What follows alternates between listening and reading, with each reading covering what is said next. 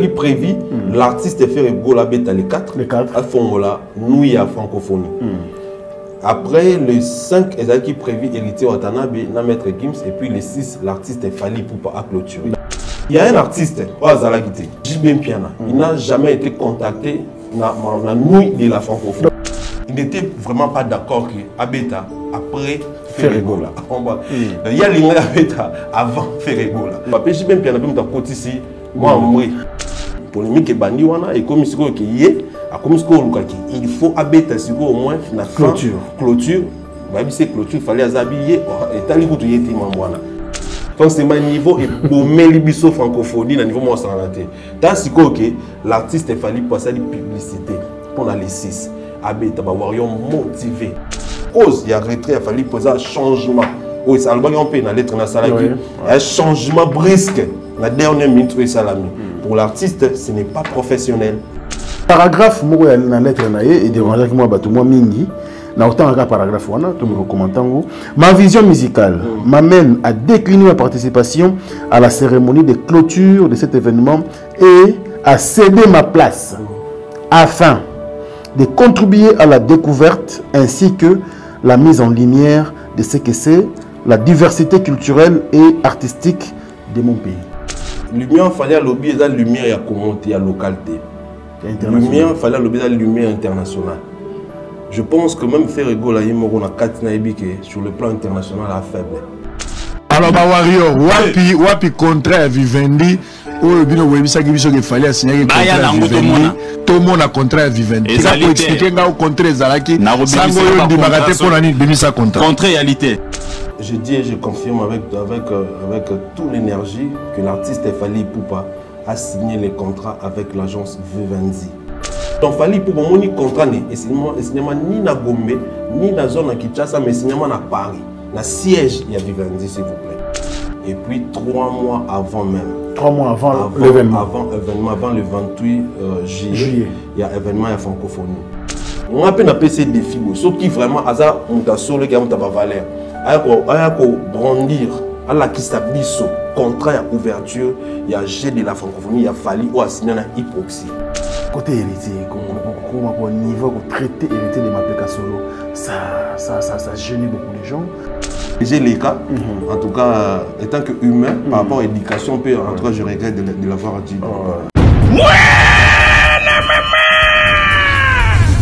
Fini le stress! Nakatia États-Unis!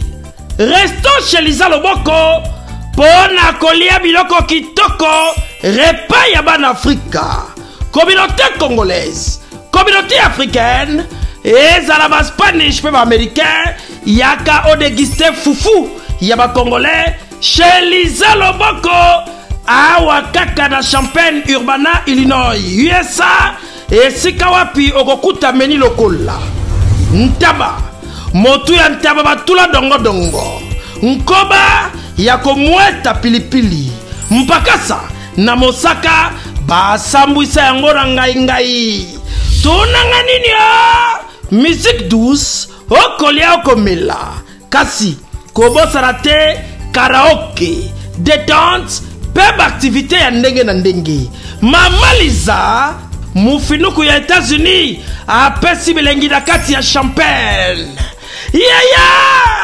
Awa, yaka olia madesu, batula mabumu ya ngombe ya sexy, Wande pas bilengi elali stress na États-Unis abu o pia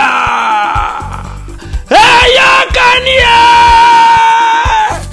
oyoki omoni o comprendre simba kanga pe bombake adresse na biso ezali se moko 208 West Griggs Street Urbana Illinois 61 801 Lisa Loboko Mufinuku ya États-Unis. Nzambe ya makusa. Tata mama bisika nous zali na mokili mobimba. Communauté congolaise de manière générale. Na yeli susu pa na bino pour ko sala bino cadeau offre ou ya monene ezali cité moderne Africa. Yango ezana sima na ngai awa. Ça veut dire que tous na maluku bande konyo so ba yebi yango. Alors, ma référence, on a la Sabino Zali, zone économique spéciale de Maluku. So okomi wana opusani moke juste na droite na yo, okomona entrée Vodacom. Na entrée Vodacom wana li okomona cité moderne Africa. So leka Vodacom moke omoni cité moderne Africa. Pour la accessibilité, omoni mituka to yenango, moko za Jeep, moko za mutuka ya C, mais awa ta auto benga catch na Kinshasa, ba IST ba vite to yaka moto ekokoma, nyonso ekokoma sans problème. Voyez, pour la constat la choix na yo. Je vous rappelle, batterie auto za koteka awa za dimension à 20 mètres sur 20. Prix à $1250. 12 dimensions, il y a 20 mètres sur 20. Bengangai rapidement na numéro Oyo. Plus 243 999 52 66 52.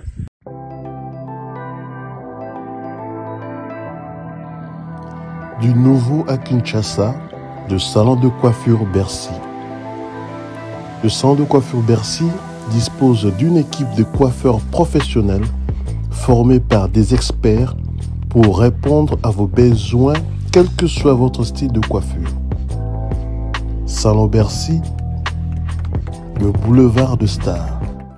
Dans notre clip, on a les réseaux sociaux, on a Salon Bercy.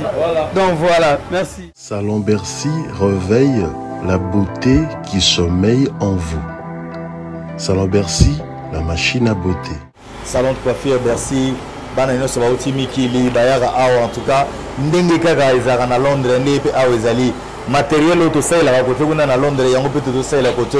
Salon élégant et vous dispense des conseils capillaires individualisés afin de vous aider dans le choix d'une nouvelle coupe de cheveux, tout en respectant votre style et votre personnalité.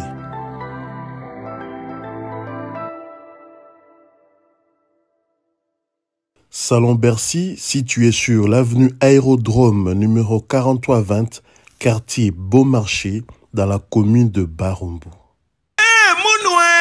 Qui a dit que Bandoule Kozonga te chez Djonga 3 azongeli base naye na Paris oyo yesika bozalaki kolia komela pe koyoka ndule na niveau ya 2 fois te boyeba ke bilenge zongi na Paris na niveau ya kosakana te chez Djonga 3 awa chaque week-end bilenge zongi ya ndule à partir ya le 17 février 2023 ouverture officielle ya Bandoule Bokozwa chaque vendredi Suzuki Luzubu 4x4 grands chanteurs de mon pays à partir de 20h jusqu'à l'aube. Pe samedi, bokozwa CNN Alligator na baninga tout awa boko sepela joli kitoko. À partir de 20h jusqu'à l'aube. Pe dimanche sombele souka bisanga. Bokozwa Nokolias, Emile alias de Mingongo, la voix qui cloche et longo na wenge poussana tovanda en matinée live. Oyo eko banda à partir de 18h tina minuit. Kasi tunanga inini. Kaka ceux qui aimaient la CDC. Mbala moko night club to boîte et fungwami à partir de minuit. Ti ba 5h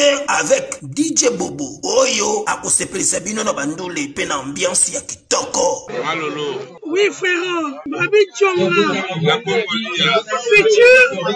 Futur. Hein? Nous te reçons la 50 boîtes. La Katakin, c'est Djonga. Chez Djonga Twanga Nantaba, Ezwami na adresse Oyo, Noisy le Sec, Nassime McDonald, numéro 25, chemin de Grou, 93 130, Ozamo Bimba. Chez Djonga Twanga Nantaba, Yangonde Zali mo boko ya ambiance na kati ya Paris, pe na France Mobimba.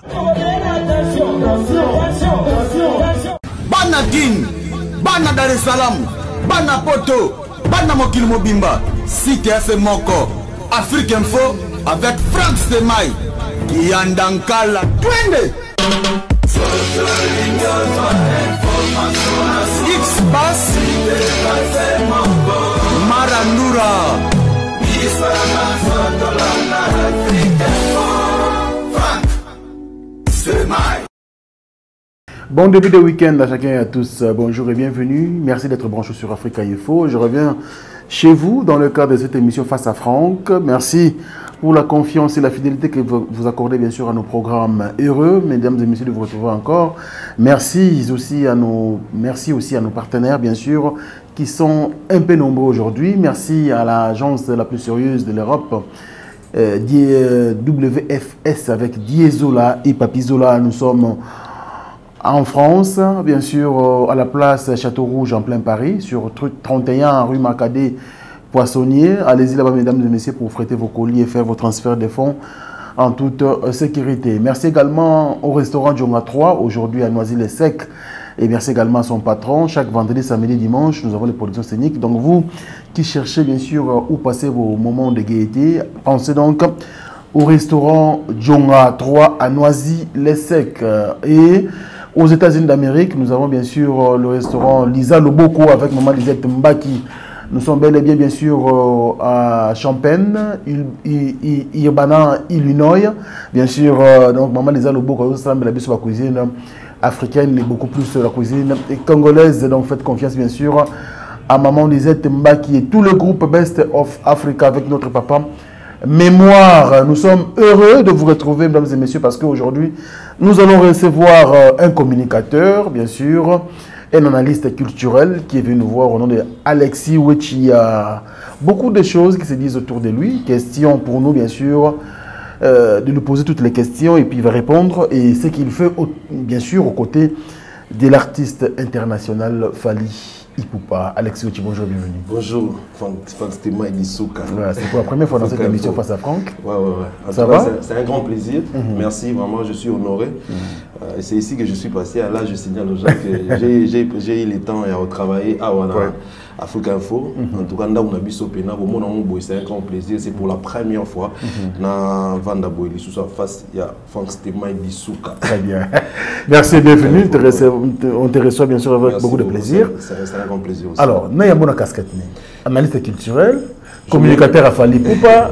Donc, pour éclaircir les choses, on n'est pas que nous avons penché côté moi, il faut attaquer analyste culturel. Analyste culturel. Pour éclaircir vraiment les choses, quoi. Vraiment journaliste et analyste culturel. D'accord.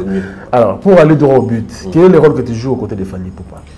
Non, j'ai toujours dit que moi, auprès des Fally, je ne suis pas engagé dans être victime. D'accord. Je ne travaille pas chez Fally officiellement, mais je suis les fanatiques des Fally qui s'est engagé de soutenir l'artiste.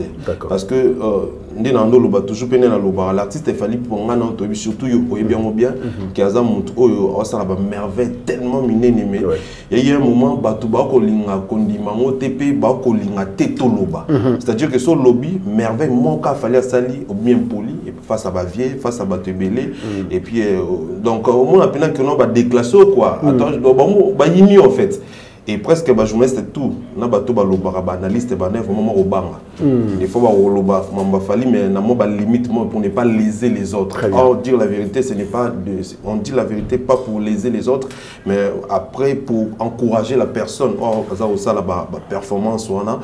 Alors moi je me suis décidé en tout cas fanatique d'abord il a Fally pour envoyer au loba merveille et j'estime que nous dans le barango boy ça va pour encourager artistes et puis pour encourager ba oba c'est topé ba oba une génération moi va travailler dur oba ça la peut voir ça parce que lelo tolingate il est le seul artiste congolais oyo combat vraiment drapeau nabiso partout dans le monde et valablement. Très bien. Alors dès tout ça risque surtout le roi fanatique dès tout ça là donc mais pourquoi le risque pendant que Fally Ipupa aujourd'hui c'est comme tu l'as dit c'est un artiste qui vend positivement la musique congolaise à l'étranger. Oui, parce que la vérité, Franck Stéma, la vérité, donc sur la vérité, dans la vérité, déjà mon tout moi rôle les calobi que musicien Abeta Bercité par exemple, Abeta Zénith, Abeta Olympia, mais il passe quand même à la télé pour le musicien à l'équipe Fally. Alors toi si tu passes à la télé pour dire que non Fally à l'équipe musicien ou on a par exemple, topé Fally à l'équipe musicien tout il y a comment actuellement pour Fally à sali boye musicien musu ba sali boye té. Du coup ba siliki. D'accord. Et tant ba silika et aussi ka peka na monoraté au moins qui non va dernier mot. Mais quand c'est là le fait que nous sommes dans la vérité et c'est ça le plus important. Moi je suis un soldat dans l'âme. Déjà mon banga trop na monter. Donc et surtout que je sais que je suis en train de dire la vérité et je défends les valeurs et la valeur absolue à moi, il a fallu pour donc voilà. Super. Alors beaucoup de langues disent aussi que Alexis Wechi, excusez-moi, oui c'est vrai, vraiment il défend bien Fally Ipupa, mais il salit aussi l'image de l'artiste parce que dans tout ce qu'il dit, il rajoute aussi des injures. Bon, je salue pas l'image de Fally. Bon, après Fally, après ça, image m'emboué. Qui part à l'Obaraté. Et puis, il y a un artiste à droiture. Voilà. Il manque à respecter. Voilà. Si vous êtes un fanatique a incontrôlé. Fanatique a incontrôlé. C'est-à-dire que tu as un sentiment de fanatique, toi. So l'équipe n'a traité musicien, tout leader de tous les mots qui est faux et tu sais que c'est faux. Et quand entre-temps, il y a que Oba ou Loba, musicien n'a pas besoin qu'on a net solo pena. Est-ce que vous êtes obligé à Loba? Parce que déjà, il faut rajouter l'éducation aux hommes de la classe, tout ça. Est-ce qu'il faut se lancer quand on a un jour pour finir guiper? Justement, on a chuté. D'accord. Donc après, on a recadré. D'abord, on va proposer. Entre autres, on va beaucoup plus sur musique. Et là, c'est dommage parce que vérité, tout le baka, on va transformer en un jour. Très bien. Après, on a eu que sur Fally, fallait en monter. Normalement, pour la fois passée, le mot est c'est que ça va trop. Tout le monde qui a traité mes parents à Fally pour pas dans tous les mots. En tout cas, il y a ma bé. Je suis passé à la télé pour dire que au moment où mes parents sont aiglés, ils sont invités, ils sont déjà. Dans tout ce que tu es en train de dire, ils sont bon. Mais mes parents sont défendre, ils sont vivants. Ils sont des fanatiques à Fally, ils sont traiter les mêmes propos. Mes parents sont ils sont peut-être il y a Fally, parce qu'il y a Fally, ils sont invités. Alors il faut te bannir tout cela. Et là, on a un bon, mais il y a un problème. C'est-à-dire que tout la vérité, on peut traiter l'artiste Fally pour pas de tout, mais Fally, tout n'a pas le droit, par exemple, il y a répliquer. Parce qu'après, il y a un sentiment, un réflexe automatique. Et ça, là, il y a un mot. Et ça, là, il y a un mot, ça pour autant, des fois, ça nous arrive aussi. Mais à rater tout ça, on a exprès les gâteaux, et surtout que l'idéologie est beaucoup plus politesse dans la valeur. Donc voilà. Alors, côté héritier, toujours côté actualité, mais il y a un peu qu'on ramasser tout ce qui se dit autour de toi, côté héritier, au niveau de traiter héritier de Mapeka Solo, ça gêne beaucoup de gens. Vraiment, beaucoup de gens ont été écœurés par rapport à ma propos. Et pourquoi on a un niveau, Alexis? Justement, nous avons un réflexe automatique et ça là. Pourquoi quand je vis traiter musicien en ligne des sanguinaires? Franck Stemai, on préfère 1000 fois Mapeka Solo qui est sanguinaire. Vous savez ce qui veut dire sanguinaire? Sanguinaire, c'est un makila, c'est un boumarabat, c'est un assassin, c'est un criminel. Ils ont passé la télé pendant 2 semaines affilées pour traiter l'artiste Fally pour parler sanguinaire. C'est déjà ça peut tacher aussi l'image de l'artiste. Et quand il dit sanguinaire, c'est pour cela qu'il traiter sanguinaire. Ce qui veut dire que prochainement, ça va être un concept qui était pour sanguinaire à Boumarabat. Et ça a touché la carrière de l'artiste. Et moi, en tant que fanatique, en tout cas, j'ai réagi dans la réflexion automatique en fait. J'étais vraiment choqué dans ma propos. Mais pour le baquet, on a traité. En fait, bon, après, ils ont nettement vérité. Côté de l'opération, maintenant, on va par exemple, tout le monde qui est l'artiste héritier, on a des chambres salon. Mais est-ce que tu ne regardes pas de ces propos? En fait, en fait, j'ai réagi comme fanatique. En tout cas, contre ma propos, j'étais tellement choqué que Ndeni Bogoko m'a dit à niveau parce que à Saïbinoni, voilà votre artiste peut vivre à Boy. Et déjà beaucoup comparé pété na Fally. Et ce qu'il le fallait à Fally Boy, ils étaient pas pour moi quelconque, à Fally parce qu'à travailler dur. Parce que cette émission a bien au monde que j'ai donné des arguments dans ma cam vraiment en musique.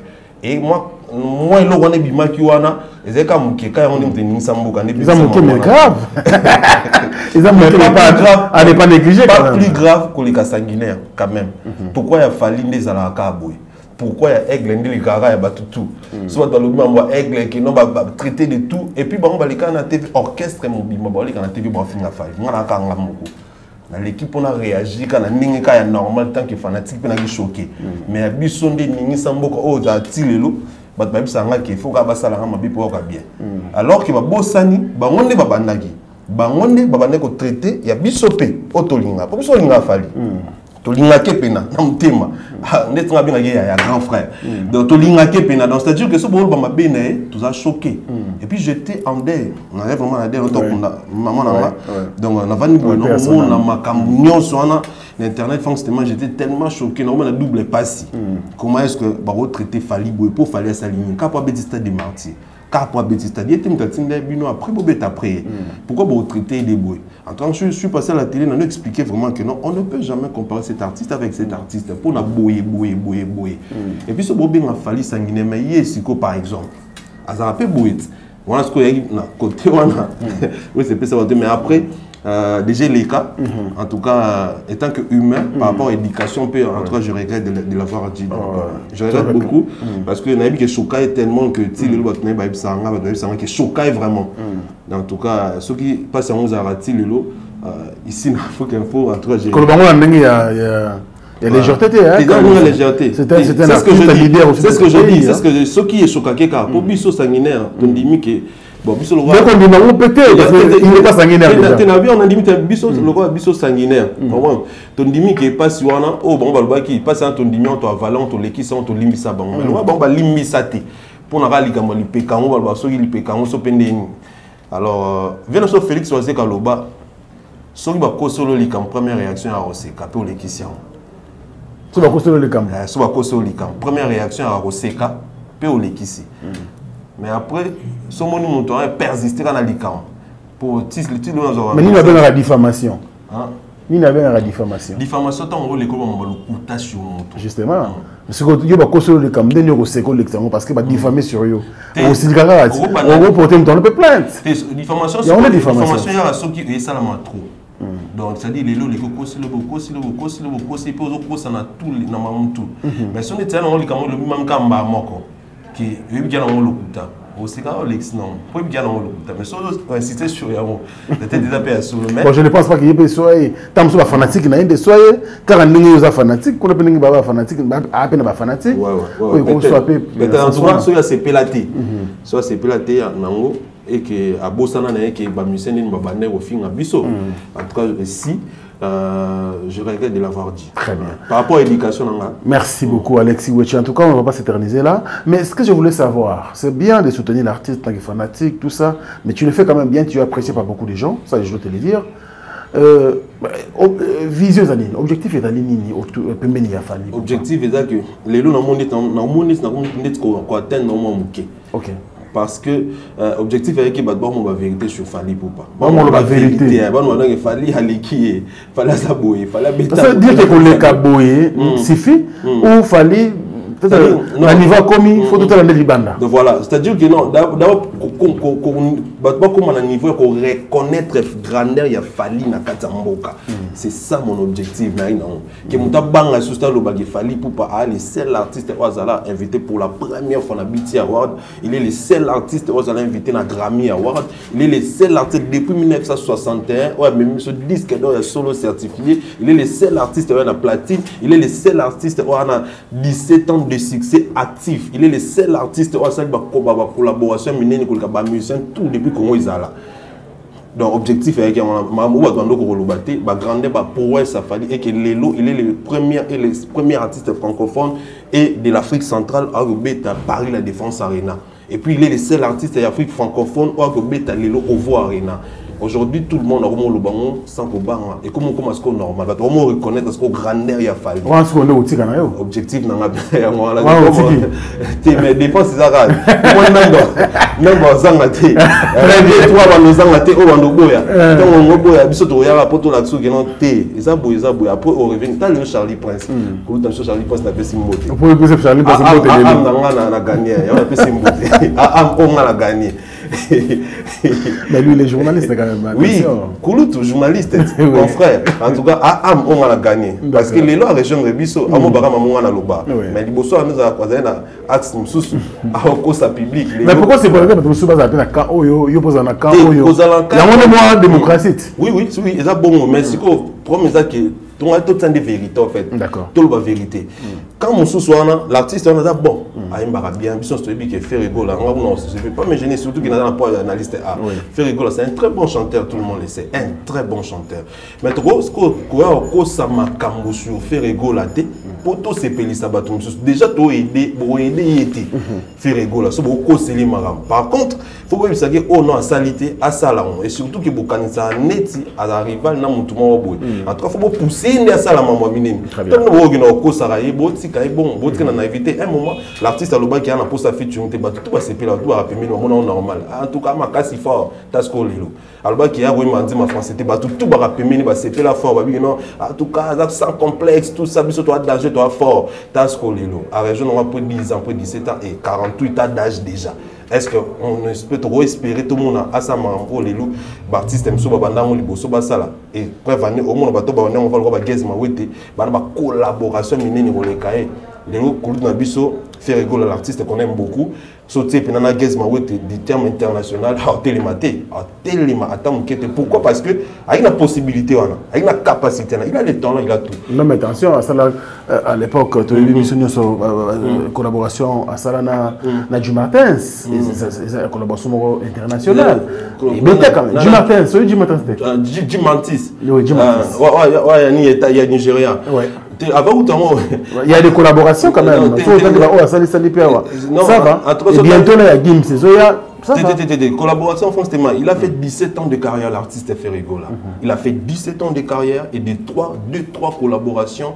En tout cas, je ne pense pas que tu as un CPA. Et puis, du Martis, ça a danger dans Nigeria. Dans Nigeria, il y a danger à David, il y a Whisky. Oui, actuellement, même à cette époque, il y a plus de cartes de danger. À cette époque. Et puis après, à ça, la collaboration, Djoura Yazaki, musicien, où il y a Natil Music collaboration, il y a un exemple. On va évoluer. Merci beaucoup. Voilà. Parlons quand même de l'actualité. Aujourd'hui, l'actualité est toujours restée dominée par l'organisation de Jeux de la francophonie ici à Kinshasa, la 9e édition. Je pense que c'était un pari gagné pour la République démocratique du Congo et tous les Congolais, bien sûr, sont fiers des organisateurs et surtout des visionnaires. Monsieur le Président de la République, Félix Antoine Tshisekedi Tshilombo. Alors, je vois ce qui est vrai, de manière générale, au CP Lango, Batraite Nabiso, 34 médailles, si je m'abuse. Ça va quand même au CP Lango. Déjà, on a CP, il faut une organisation. Comme je dis toujours, les Abajars, Abajé, ont été Kamboka. Dernièrement à Dubaï, je crois une semaine passée. Mais des fois, par curiosité, on a montré tout le monde, est-ce que comment RDC a bien monté. Mais surtout, nous avons Zahir. Pourquoi? Parce que président Mobutu, il a réussi en Tekamboka du côté culturel. Moni a Beng Saba Mohamed Ali et Teka Combat Beng Saba James Brown à cette époque, Beng Saba Miss International, c'est-à-dire américain, banane baya, son même hôtel diplomate et tout, on a pour un événement. C'est-à-dire que le président il a réussi à ôter Kamboka. Et le président Tshisekedi avec cette initiative, parce qu'il a tapé vraiment le beau qu'on a mis ça pour dire que cet événement ils en ont Congo. Donc on a tout perdre en Rwanda, surtout les sous Rwanda, les sous donc le président Boy a dit en tout cas événement faut ça ministre en abisso baba qui notre une capacité à réaliser un contenu à budget le président il faut ezala. Et puis gentil ezabo et salami bien organisation ouverture on a habité quoi. Coup de chapeau dans le comité à francophonie, il y a Kinshasa comité national, aussi dans OIF, Organisation internationale de la francophonie. En tout cas, chapeau dans l'organisation, l'équipe très bien. Là, je parle de l'organisation de la francophonie. Justement, du jeu de la francophonie. Félicitations à Bango, et l'équipe très bien, et ça l'Ibiso bien, et les lots, il y a 40 pays, plus de 40 pays. Alors, si 40 pays, il y a Congo. Donc déjà, on a vu ce Tekami. Tout le monde, comment est-ce que on va féliciter Biso, en tout cas, chapeau, Nabino, et ça l'Ibiso bien. Malgré le marché, mais ça l'Ibiso vraiment bien, et surtout qu'il y a joie dans ce moment. Tous les peuples congolais, donc, direction de Kambo, être chrétien donc qui va parce que ce qu'on a j'ai la c'est-à-dire que tout et ça les vacances ça bien ça biso bien très bien et tant que congolais le sako na Mokonzamboka. Merci beaucoup. Alors parlons maintenant de la culture. Organisateur, il y a OIF, ça ne bien, mais Bissopé du point de vue national, il a fallu organiser le Romoko pour y accompagner le jeu de la francophonie. Et on va créer les nuits de la francophonie. Donc il y a eu au moins 6 nuits de la francophonie. Voilà.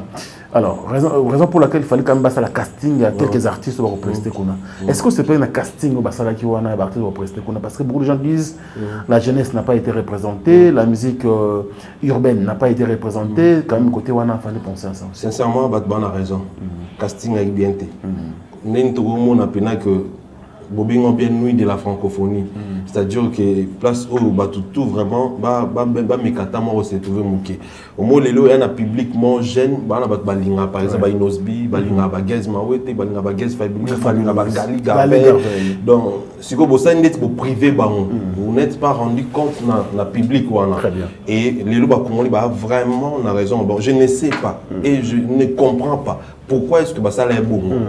Et puis on a yebi que même les musiciens on sont qui pété kota qui après il y a kota parce que moi ba demande na mon personnel ba musicien auprès il y a autorité des côtés bango je ne sais pas est-ce que ça qui manque à budget je ne crois pas parce que ça qui manque à budget na souka a ba côté ba tebele même fabricant ça intégré qui ont intégré Wilson a intégré je même a intégré donc déjà la casting na ya hypoxie na cellule ya communication ya communauté il y a comité il y a francophonie en tout cas ba agité bon ba ina ba musicien na bango ka obataki wana côté wana tout le monde qui fait rigola fallait rigola on a prévu l'artiste fait rigola beta les 4 à fongola nous il y a francophonie.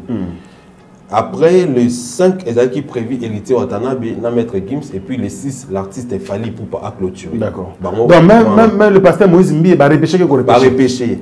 Très bien. Tant niveau organisation. Donc ça on a habité pourquoi parce que après selon ma source qui non et comment on peut ça moto tout vraiment là afin dans le cas qui va décider que finalement beaucoup de ça presque tout. D'accord. Et il fallait même Kofi Olomide à Kota. D'accord. Il fallait même y aller pas Kota. Mais je ne sais pas ce qui s'est passé pour Kota. Donc c'est-à-dire côté on casting on a avec BNT. Je sais non qu'il a réussi à organiser. C'est que secteur voilà. Apparemment. Parce qu'il y a des politiques, il y a beaucoup événementiels politiques, tout ça, mais événementiel culturel en tout cas. Moi j'avais bien voulu. Bon, peut-être après, normalement, l'équipe, mais moi, je suis la coordination, je suis Zakari, par exemple, côté culturel. Ma musique, vraiment, ça allait être plus mieux. Mais après, en tout cas, c'était surtout public à Gênes. Parce qu'il faut évacuer. Francophonie, on a sauté libéré, il y a trop ce sont des jeunes. Les jeunes, il y a aussi maintenant, il y a tout un concert, il y a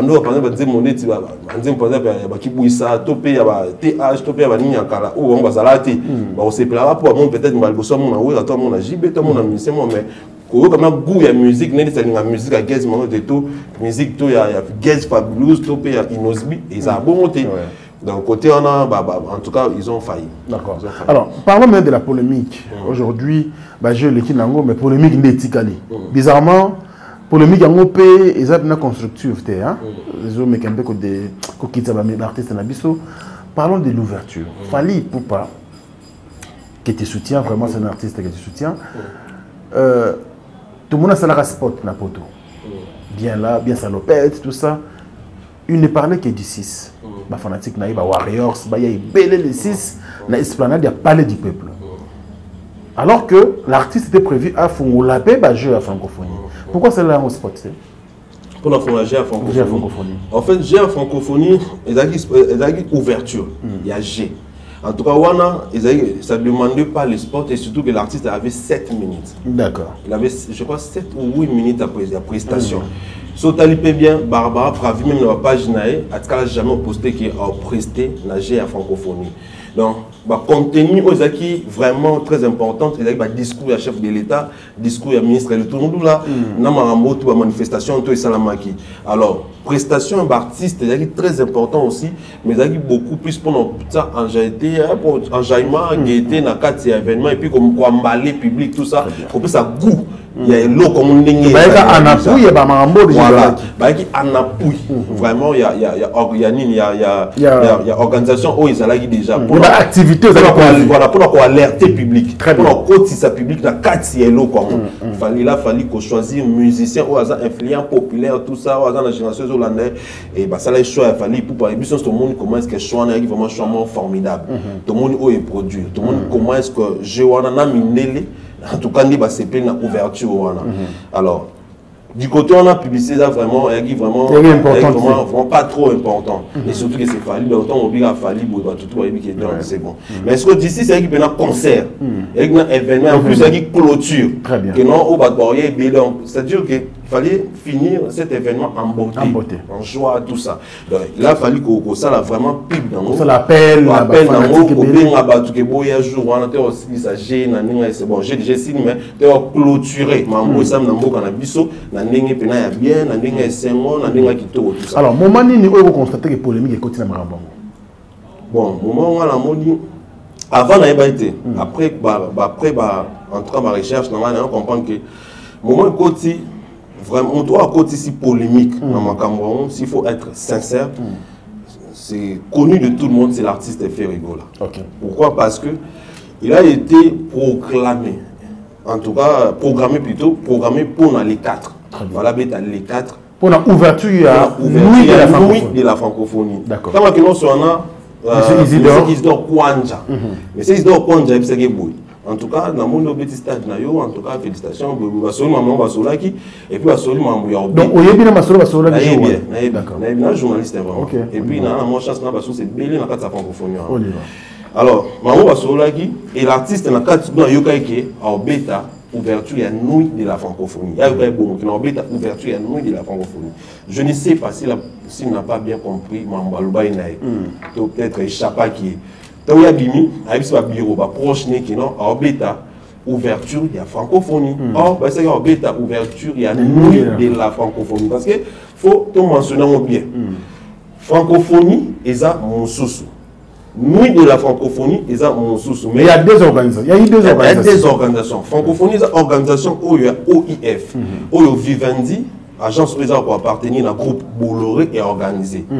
Depuis toujours, et à Vivendi est organisé, même au Maroc, même au Canada, Vivendi est organisé, Vivendi a spécialisé dans le monde, le mondial, tout ça.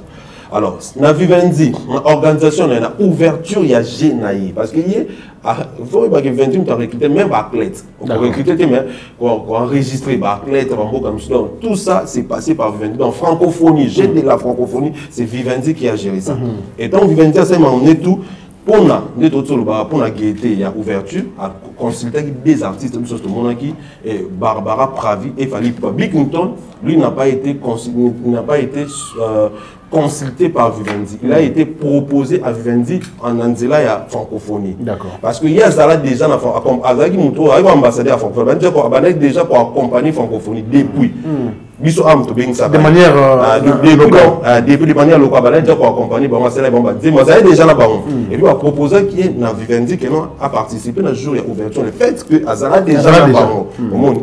Alors, nuit de la francophonie, nous sommes comité national ya biso awa ne besoin de décision que le collège ça la mapoto ça la mois na show il faut organiser nuit de la francophonie pour accompagner événement ya francophonie mobima ndio mona ki basalaki ni na bango wana basali carnival na bango et puis nous tout le l'artiste fait exploitant kutena monsieur Isidore Kwanja quand abimi à lobby fala batuni batuni propagande que non voilà tomber ta ouverture à francophonie selon oiba yo qui est pas artiste na bango or c'était pas francophonie c'était nuit de la francophonie.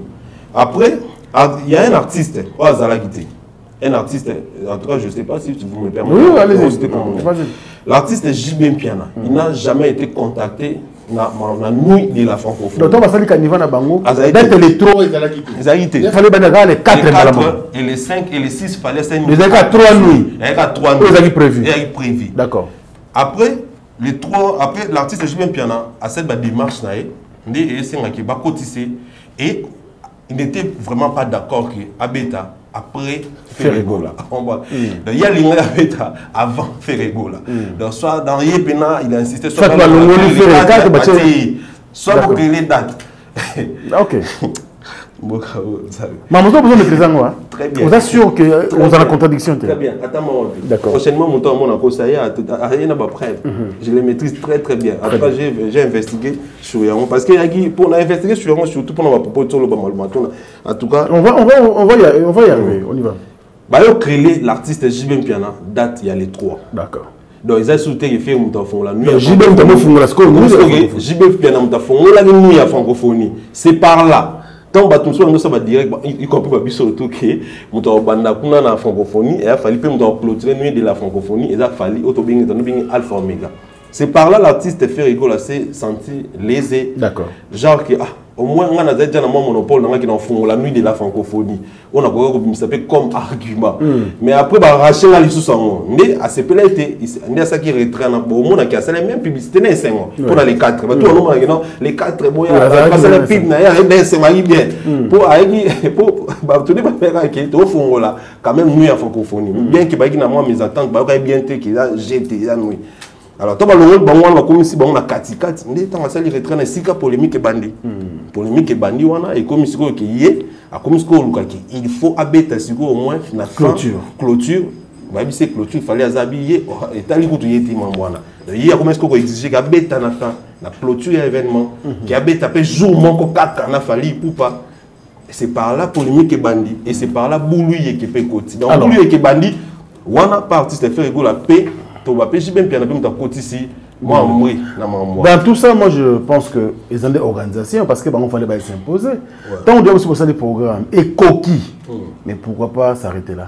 C'est ça les premiers. En fait, il y a un truc aux représentants âgés de la francophonie, ils ont nommé dans l'ordonnance présidentielle. Coup de fil. Et ça qui dans mon tout à user la relation à qui aussi la relation. Est-ce qu'on m'a bien dans mes années? Ma bien on que baby si heureusement et nous vraiment heureusement il y a 4 âgés à francophonie sur dans souka parce que forcément niveau et bomé libiso francophonie à niveau moi ça raté tant si que l'artiste il fallait passer de publicité pour les 6 abeta ba warion motivé donc jour on a bâti ba rolata raison arrêter il fallait pour les années il y a fait de quoi on expliquer biso tout comme on a biso. Voilà, raison à faire que là, on a baksa sur les appels sous que pour naïa, nous on a humilié. Ça veut dire à fondalité, à clôturer pété. Donc pour naïa, on a humilié pour naïa, on a c'est long. Raison il y a retrait à fallu pour dire que fallu pour passer un artiste très professionnel, tout le monde le sait. Soit il sait que au bêta les 6 yomoko, au bêta boibou a signé contrat na exclusivité, a yemi que ça bon. Et surtout il était signé il a une équipe au bas tout baïbi qui est professionnel ma case. Il a du manager tout ça. Alors fallu pour pendant équipe ne baïbi que bon bêta jour on a les 6 et puis bah exclusivité il y a journée on on est bah bêta. Par la grande surprise, la surprise quand surtout qui boit. Donc, maman qui Moïse mis pas au bêta jour, fallait pas n'était pas au courant. Son équipe n'était pas. On a côté du côté professionnel, le côté inconvénient. D'accord. Son équipe est été. Monique et Moïse. En dehors de faire égo là, Moïse Mbiépé. Voilà. Les 6 du côté professionnel, Moïse Mbiépé puis les 6. Et puis, Raymond Salamiana, fallait passer la publicité à Biboya 18h. Moïse Mbiépé à Biboya 18h. Waouh. Donc, ils arrivent vraiment, et comme côté vraiment maman a des ordres. Alors, l'artiste, son équipe, son manager, nous on a signé le contrat, il y a exclusivité, il y a jour, en toi, tu as qui est au bête, tu as besoin de tu as jour, tu as tout beau changer, sur ce, tout ça, il y a cause, il y a retrait, il a fallu poser un changement. Oui, ça a une lettre dans la salle, un changement brusque, la dernière minute, pour l'artiste, ce n'est pas professionnel. En tout cas, on a la maram et puis on a une vision na la maram en tout cas qu'on a bien été retrait ça à partir de là. Après, on a un inconvénient. Nous tous on sait que les lots musique en on a bisonné au Kenya. Ce qui par exemple ce jour-là, l'artiste est fallu pour pandémie au bêta. Plein on a parlé du peuple wana, na makambo on a stade de martyr. Franchement, Franck Stéman, tout le monde en tout cas, ma bien comment. Et surtout que tu es Mikolo, comment est-ce que ma fan, il y a ma fan, bazana moi, en tout cas, moi attention mes alléli. Donc, aligné à tout prix vraiment pour s'attacher à l'autre et l'autre aligné peut en monter. Et après. l'artiste Fally Ipupa, sûrement avec son équipe, batali inconvénient tout et c'est ce qui a fait aussi, en tout cas, se retirer. Mais c'est beaucoup plus du côté professionnel qui a fait que l'artiste Fally Ipupa s'est retiré. Donc le contrat n'a pas été respecté, m'a changé dans l'état, m'a changé, m'a bouleversé, m'a rebellé, fallait pas kaboula podium, m'a kaboli podium, na Moïse donc et déranger dans qualité. Pour Moïse Mbié barabie na Fally Ipupa. Mon tourné vraiment prévenir à Félicita qui joue à Betagui. Mais ça que en toi ce n'est pas professionnel. Mon tour à professionnel que beta na ba condition genre on a kokangote. C'est ce qui a fait que l'artiste Fally Ipupa s'est retiré. Alors, paragraphe moko ya na lettre na ye et déranger moi bato moi mingi. Na autant un paragraphe tout me commentant. Ma vision musicale m'amène à décliner ma participation à la cérémonie de clôture de cet événement et à céder ma place afin de contribuer à la découverte ainsi que la mise en lumière de ce que c'est la diversité culturelle et artistique de mon pays.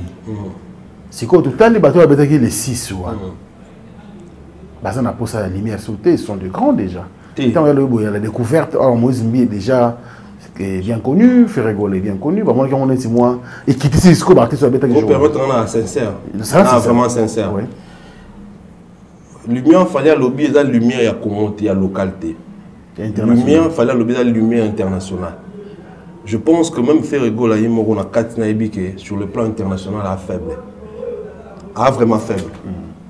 Alors, il fallait lobby un peu pour faire écarter. Non, Moïse Mbié. Donc, à lobby CAC en général. Donc, c'est-à-dire que déjà... jour, on a fait rigolo, on a Moïse Mbié. Voilà, il fallait lobby d'une manière générale. D'accord. Et puis, en fait, après, Azaï vraiment sûr que, par exemple, Moïse Mbié a obéi à jour. Bien que ça n'est bon et qu'il n'est bon. Mais en gros, on a expliqué, il faut tout être sincère. L'artiste Ferrégol n'est pas connu internationalement, comme Fally Ipupa. J'ai dit, il y a eu 2 artistes après qui t'ont Moïse Mbié également n'est pas connu internationalement comme Fally Ipupa. Ça, c'est vrai. Tout ce qu'on va. Merci. Alors, tu évolues, Alexis Wechi. Baramoune sont en train Eleki. Après polémique éthique, et comme il y a un contrat. Est-ce que Fally Ipupa avait bel et bien signé le contrat avec l'agence Vivendi? Je dis et je confirme avec toute l'énergie que l'artiste Fally Ipupa a signé le contrat avec l'agence Vivendi. Et puis 3 mois avant même. 3 mois avant l'événement. Avant le 28 juillet, il y a événement à francophonie. Forcément, le problème est que Batuna Congo, comme na mutema on a le bakeli le somme tout et comme ça bazouba. Parce qu'il y a on a clairement que Ezaboé, mais le fait que Olinga mutute, tout pour nous ça les campos c'est pelisa batu. Oyo lo bango nenge na yo lingeli et puis bimiso ba sans pour autant oyeba. Tout le bango donc Fally Ipupa beti na 2022 na Cannes. Après prestation na Cameroun. Tout le monde comment est-ce que francophonie OIF et l'Obara. En tout cas, belle prestation. Nous espérons que tout le monde a prestation à Boé, na jeu de la francophonie, na Congo RDC. Très bien. On doit comprendre bien. Après, Yango, et l'équipe, même OIF, ou à travers la Vivendi, à travers la Vivendi, l'agence événementielle, tout ça, organe, il y a Bolloré, on a expliqué qu'il y a début, et qu'on consulter artiste Fally Ipupa. 3 mois avant événement, il y a ouverture, il y a martyr.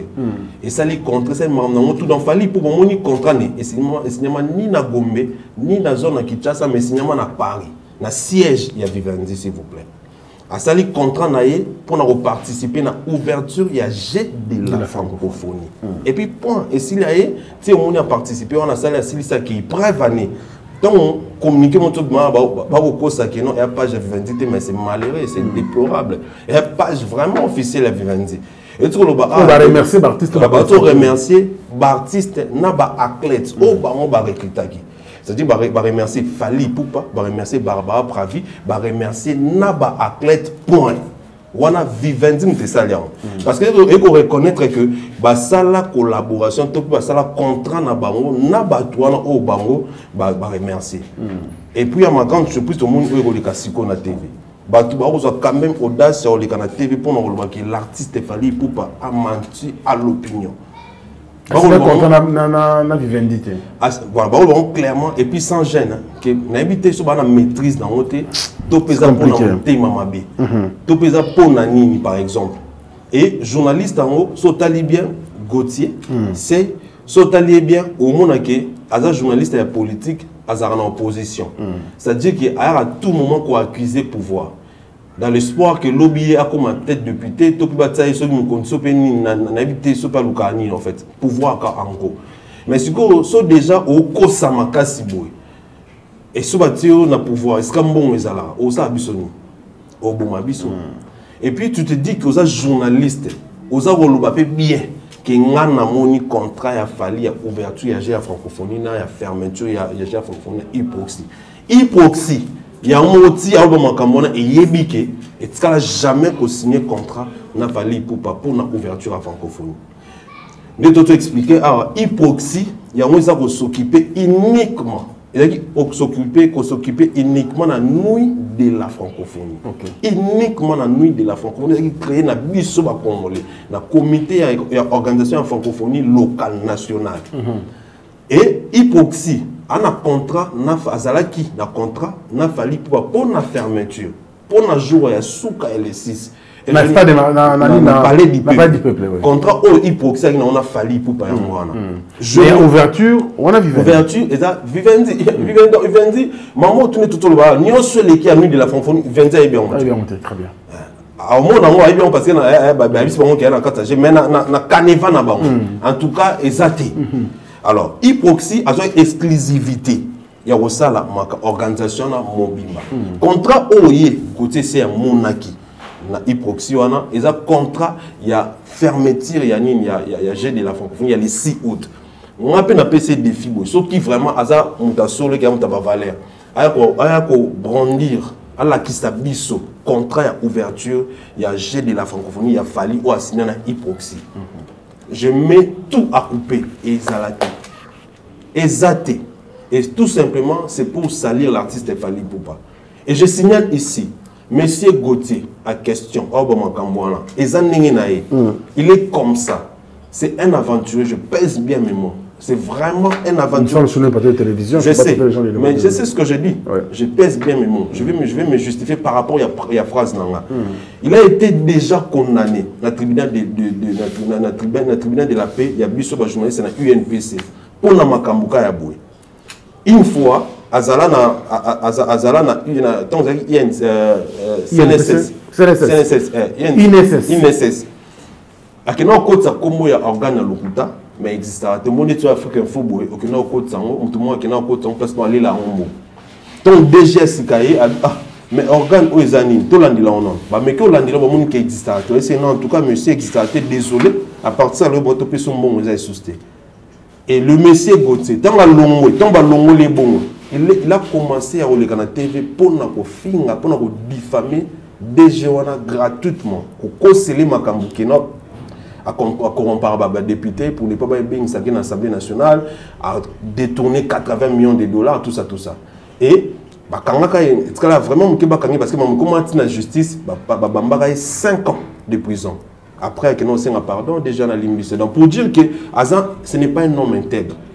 Il fait ce qu'il fait là, juste caca pour l'amour.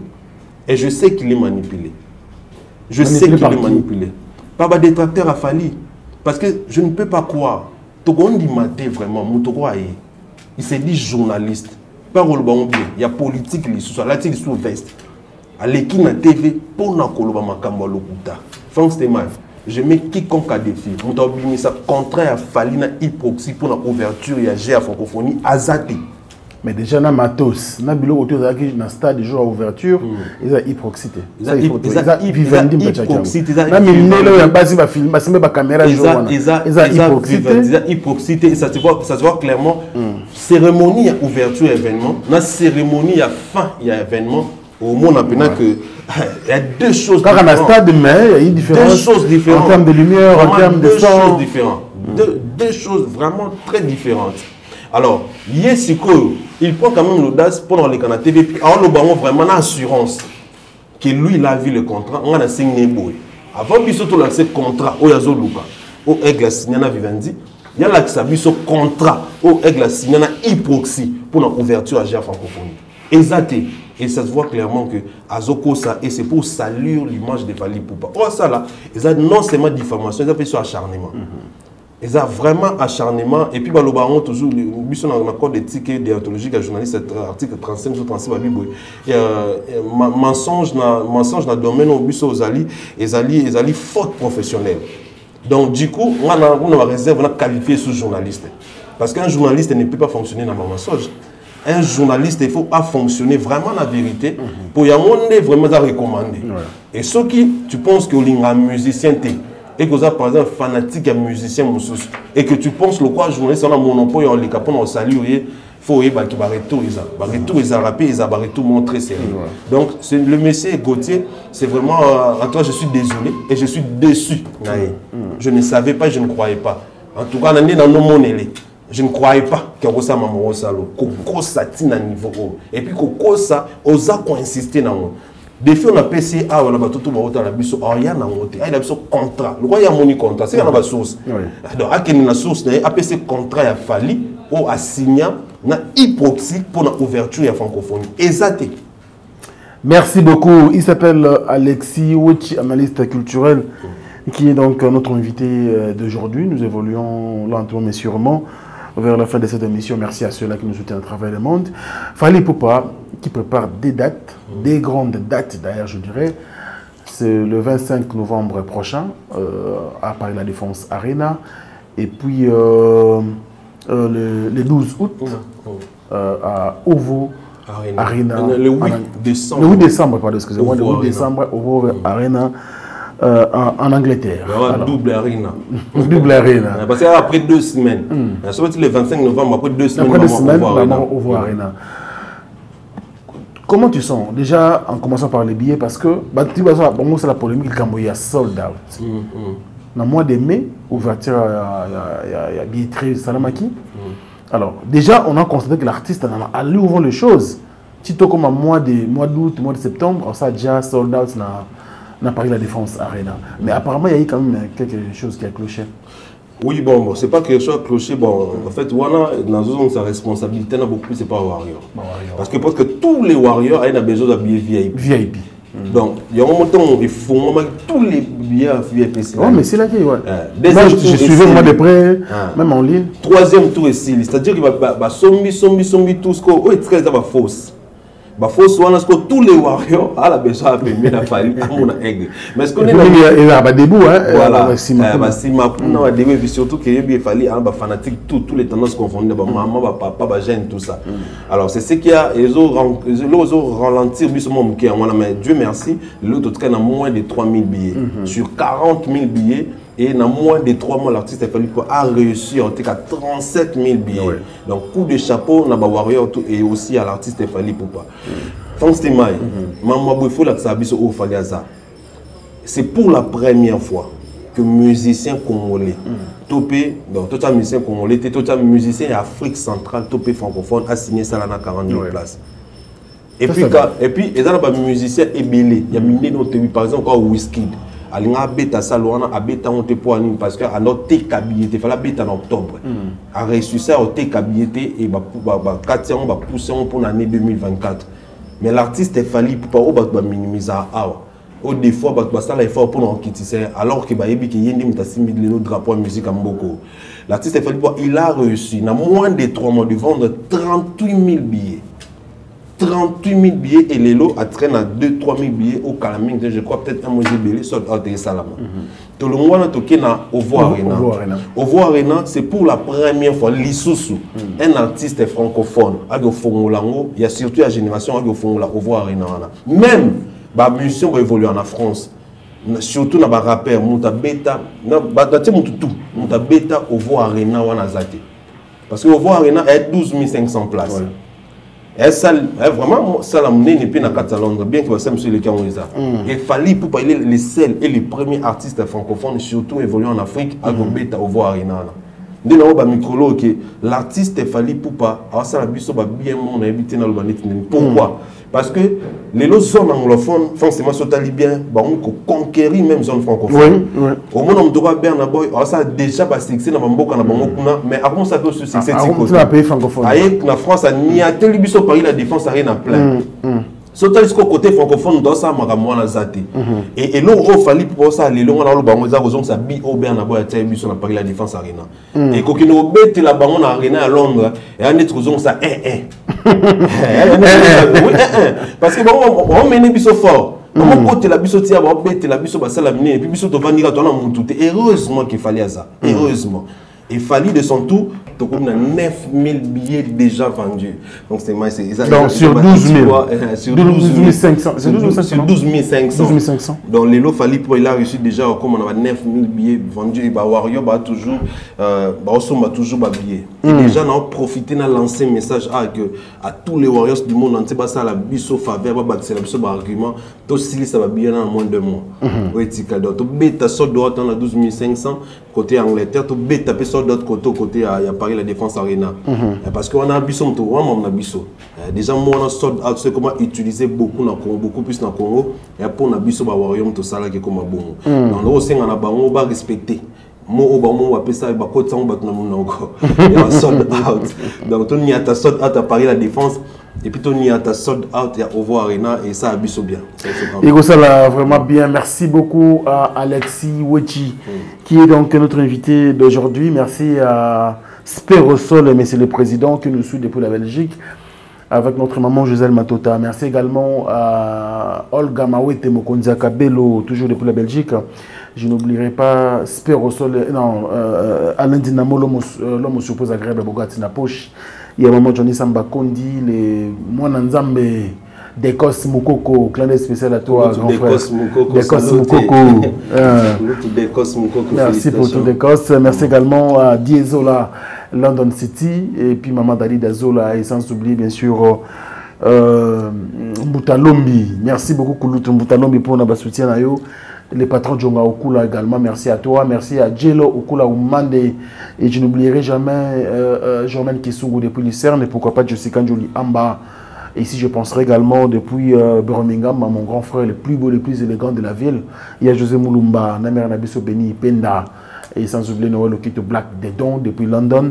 Nabi qui le 8 décembre, vous avez toujours Katia Ovo Wembley Arena.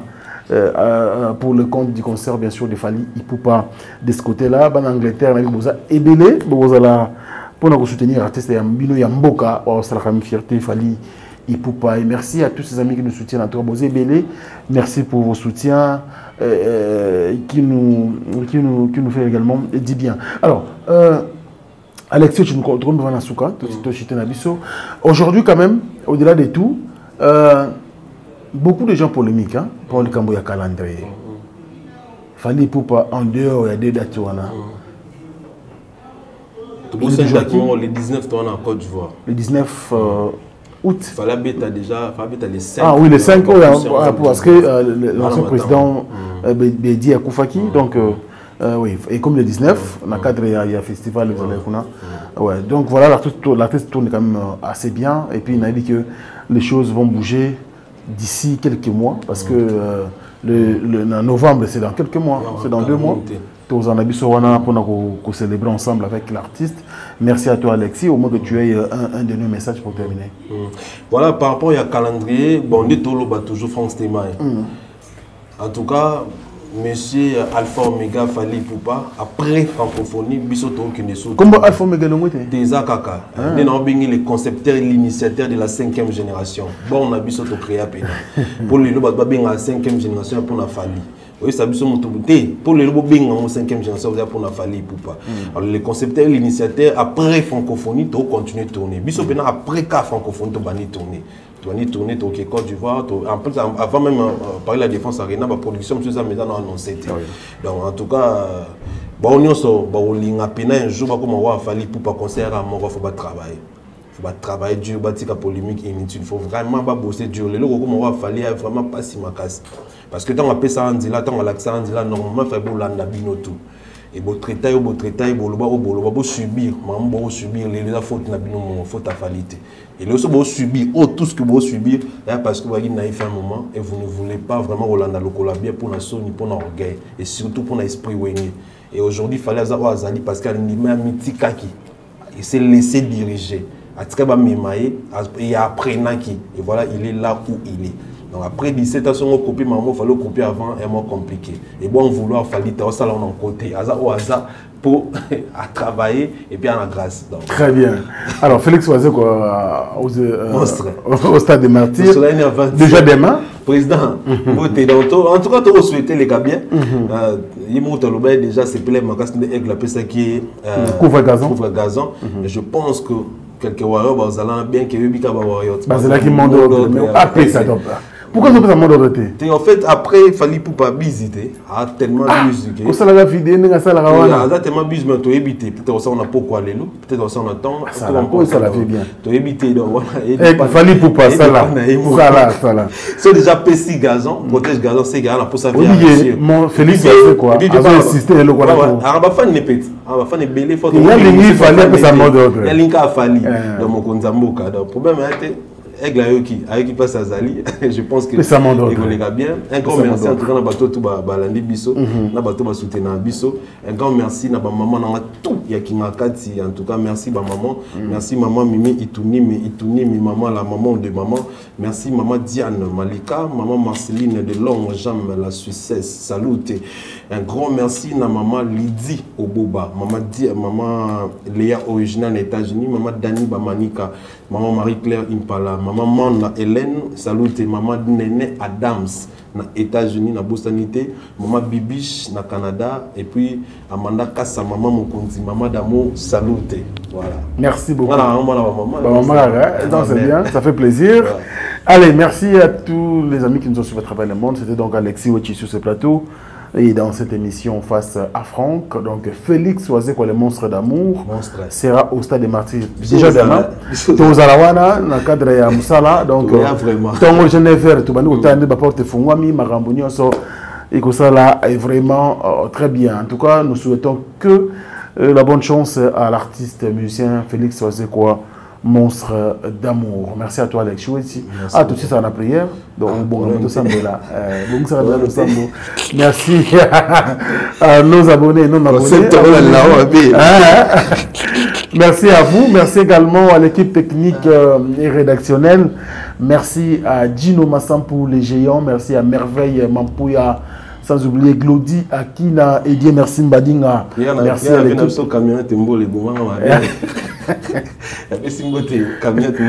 Les descendants, Simo Kimbangu. Merci à toi. En tout cas, merci à toi, Alexis. C'est vraiment la fin de cette émission. Place à la prière de clôture. Pour tout ça, va te revoir.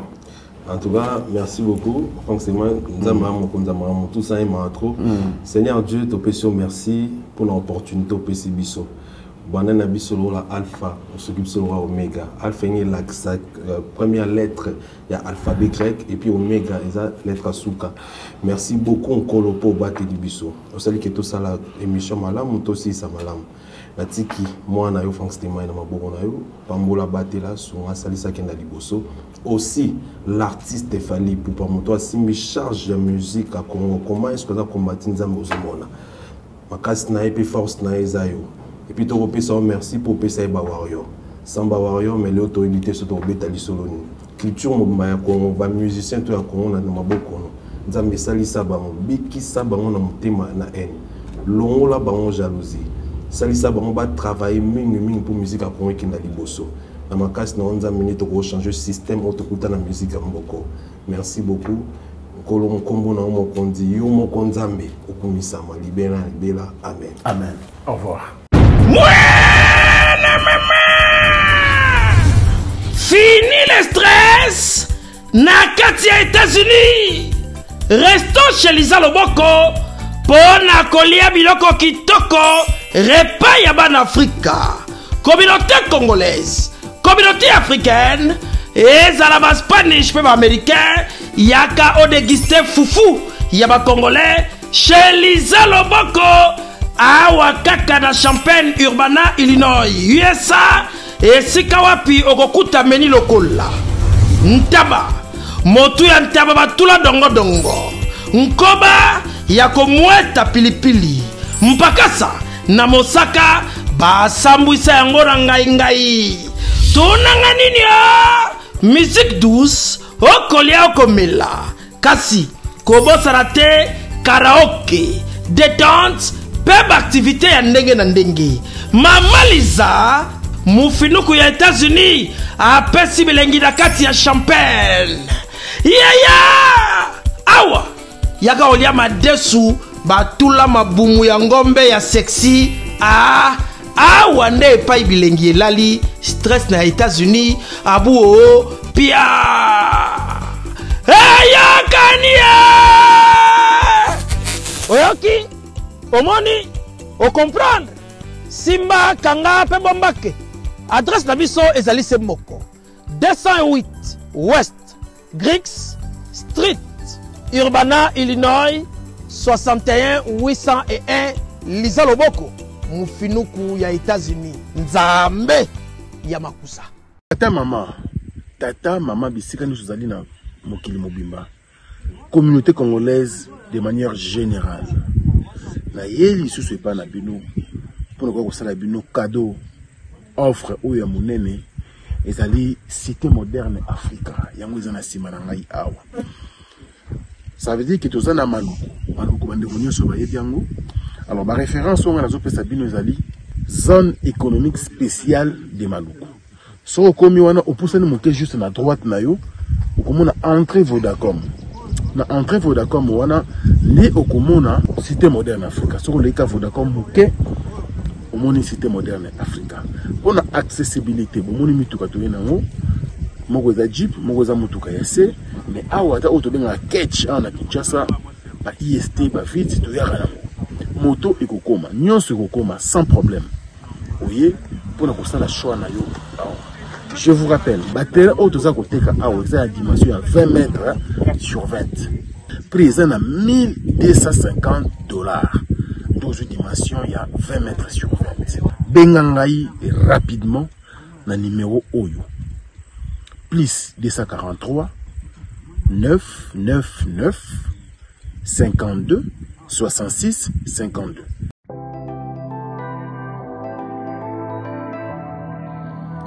Du nouveau à Kinshasa, le salon de coiffure Bercy.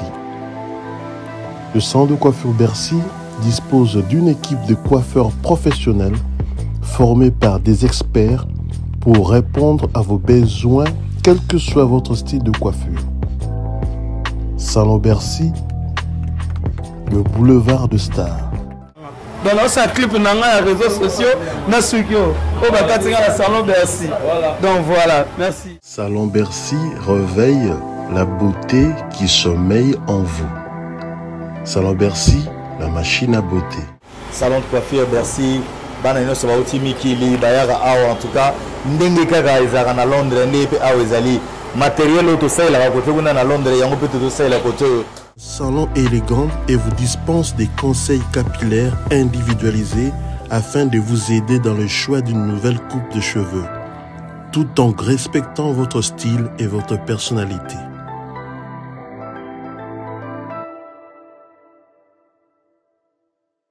Salon Bercy, situé sur l'avenue Aérodrome numéro 4320, quartier Beaumarchais, dans la commune de Barumbu. Qui a dit que Bandoule Kozonga te chez Djonga 3 azongeli base na ye na Paris oyo yesika bozalaki kolia komela pe koyoka ndule na niveau ya 2 fois te boyeba ke bilenge zongi na Paris na niveau ya kosakana te chez Djonga 3 awa chaque week-end bilenge zongi ya ndule à partir ya le 17 février 2023 ouverture officielle ya Bandoule Bokozwa chaque vendredi Suzuki Luzubu 4x4 grands chanteurs de mon pays à partir ya 20h jusqu'à l'aube. Pe samedi, bokozwa CNN Alligator na baninga tout awa bokosepela joli kitoko. À partir ya 20h jusqu'à l'aube. Pe dimanche sombele suka bisanga. Bokozwa Nokolias, Emile alias de Mingongo, la voix qui cloche et longo na wenge. Poussana tovanda en matinée live. Oyo ekobanda à partir à 18h tina minuit. Kasi tunanga inini. Kaka ceux qui aimaient la CDC. Mbalamoko Night Club. To boîte et fungwami à partir ya minuit. Ti ba 5h avec DJ Bobo. Oyo akosepeli sabino na bandule pe na ambiance ya kitoko. Malolo. Oui frère, Babi Tchonga. Futur. Hein? Nous te reçons la 50 boîtes. La Katakin, c'est Tchonga. Chez Djonga Twanga Nantaba, Ezwami na adresse Oyo, Noisy le Sec, Nassime McDonald, numéro 25, chemin de Grou, 93 130, Ozamo Bimba. Chez Djonga Twanga Nantaba, Yangonde Zali mo boko ya ambiance, na kati ya Paris, pe na France mo Bimba. Bana Kin, Bana Dar es Salaam, Bana Poto, Bana Mokil Mobimba, Site FM Moko, Afrique Info, avec Frank Stemai, Yandankala, Twende X-Bass, Marandura,